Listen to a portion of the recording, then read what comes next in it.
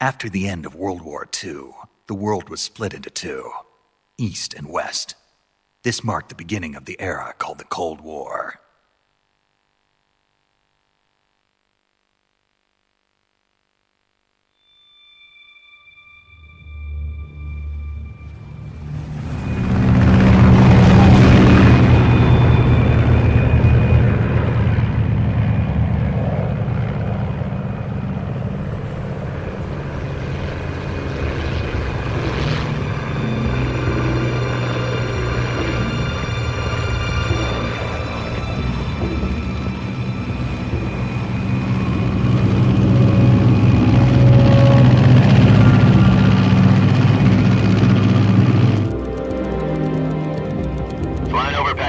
Altitude 30,000 feet. Approaching Soviet airspace. 20 minutes to drop off. Commencing internal depressurization. Equipment check. Arm main parachute. All right. You ready to go? Drop zone still showing a high pressure mass. Cav okay. Good. We've got high visibility.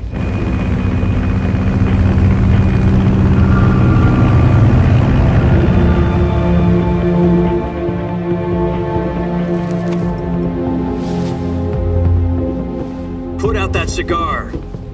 Connecting oxygen hose to interior connector. Put on your mask.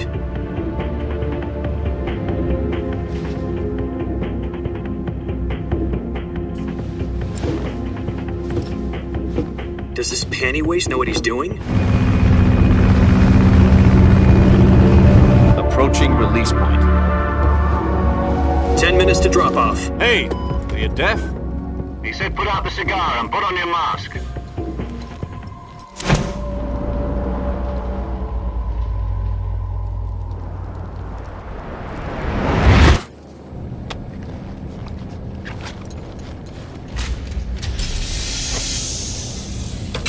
Depressurization complete.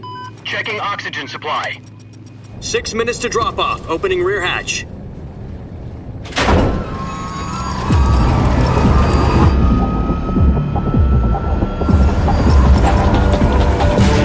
Sunrise.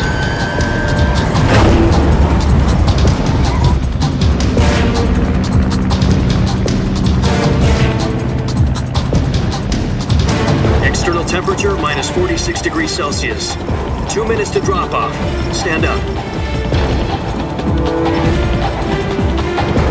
You'll be falling at 130 miles per hour. Try not to get frostbite from the wind chill. 1 minute to drop off. Move to the rear. Activate bailout bottle. This is one for the history books. The world's first halo jump. 10 seconds to drop off. Stand by. Status okay. All green. Prepare for drop off. Countdown.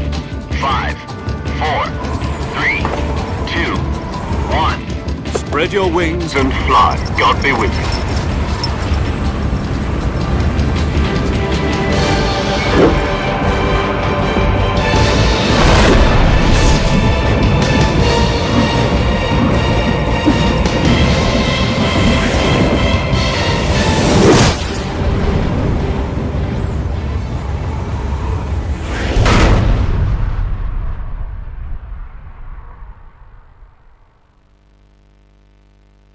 Jack, I've got some important news. The head of the CIA has finally given us the green light for the virtuous mission. Virtual mission? No, the virtuous mission. The future of our Fox unit depends on it. If it succeeds, we'll be officially organized into a unit. Virtuous mission? Sounds like some kind of initiation ritual. You know, don't get cocky. This isn't a training op. Right. So what exactly is this wonderful mission? Well, about 2 years ago, a certain Soviet scientist requested asylum in the West through one of our moles. His name is Nikolai Stepanovich Sokolov. He's head of the OKB 754 Design Bureau, one of the Soviets' top-secret weapon research facilities, and the East's foremost expert on weapons development. Sokolov? Isn't he that famous rocket scientist? The very same. On April the 12th, 1961, the Soviets achieved the first manned spaceflight in history. The Earth was blue, but there was no God. Well spoken. The rocket that carried Yuri Gagarin to orbit was the A-1, known as the Vostok rocket. Sokolov is said to be the man most responsible for the multi-engine cluster used in that rocket. After Gagarin's flight, Sokolov left rocket development to become the head of the newly established Design Bureau.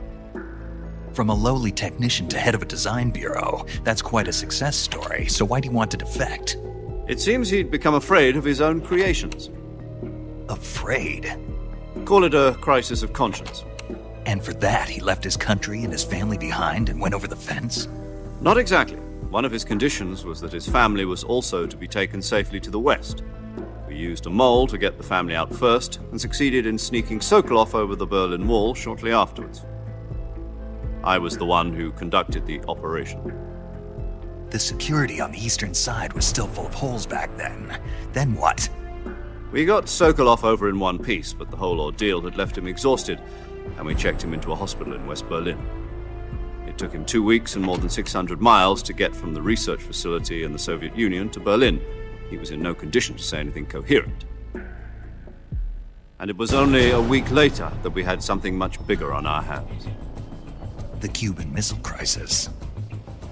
October the 16th, 1962, President Kennedy received word that the Soviets were in the process of deploying intermediate-range ballistic missiles in Cuba. The President demanded that the Soviets dismantle and remove the missiles. At the same time, he announced a naval blockade to prevent further missile shipments from reaching Cuba. But the Soviets didn't back down, instead placing their armed forces on secondary alert. Soviet transport ships carrying missiles continued on course towards Cuba. US and Soviet forces went on alert for an all-out nuclear war. Frantic negotiations were conducted through the UN's Emergency Security Council and unofficial channels to end the hair-trigger standoff. Finally, on October the 28th, the Soviet Union agreed to remove its missiles from Cuba, and so the world avoided a nuclear holocaust. But in order to get the Soviets to pull their missiles out, we had to make a deal. You mean the one where the US agreed to remove its IRBMs from Turkey? No. The Jupiter IRBMs deployed in Turkey were obsolete, and we were going to get rid of them anyway.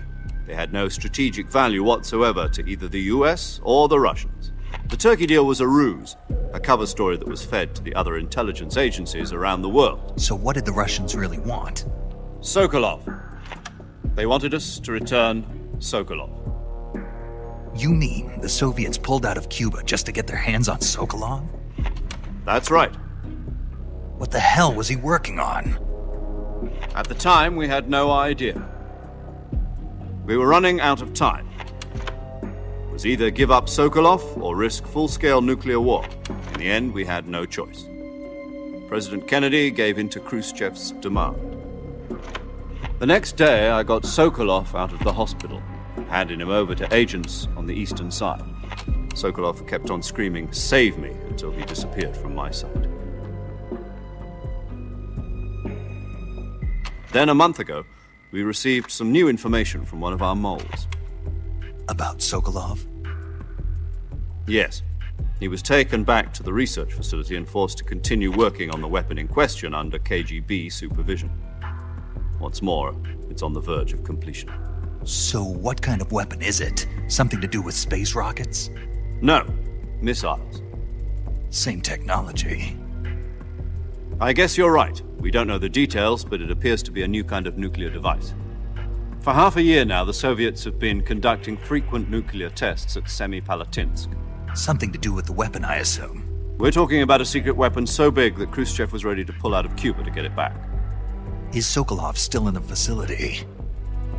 No. According to our intelligence, he's in Selinoyarsk, a place in the mountains about 3 miles to the west that's known as the Virgin Cliffs. The Virgin Cliffs. Nice name for a virtuous mission. They moved him there just recently. Why? Apparently, they're conducting a field test of the weapon, but it's our best chance to get him back. This mission would never have been possible if he was still in the research facility. This is our last chance. Sokolov must have known that too when he contacted us.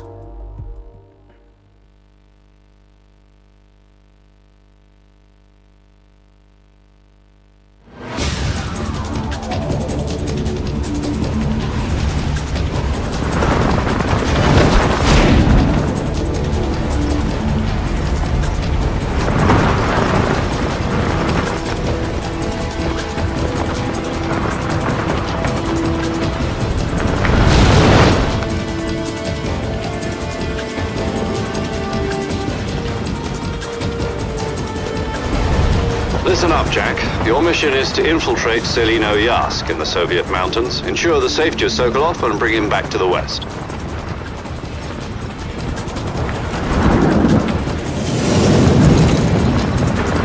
If we don't get Sokolov back before that weapon is complete, we'll be facing a major crisis. The clock is ticking.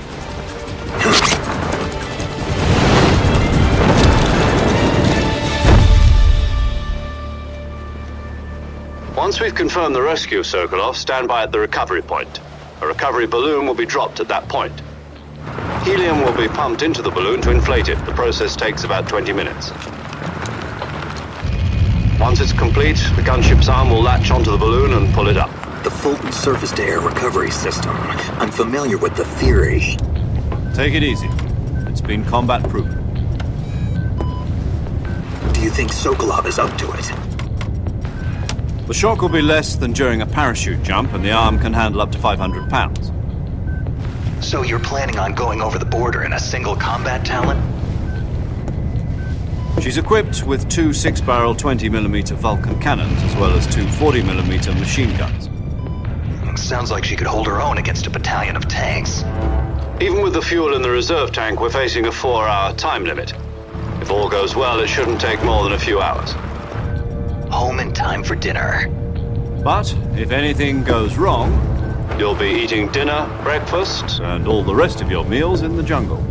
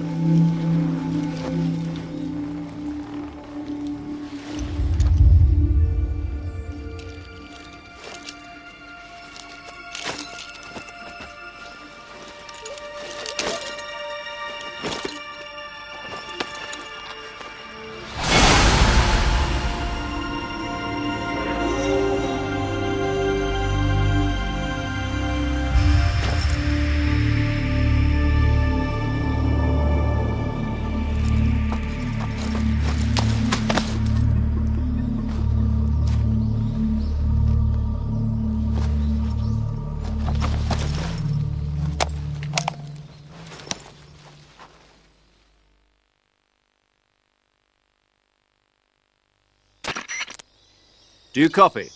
You're already in enemy territory, and somebody might be listening in. From here on out, we'll be using code names to refer to each other. Your code name for this mission will be Naked Snake. I'll be referring to you as Snake from now on. You're not to mention your real name. Snake? Oh,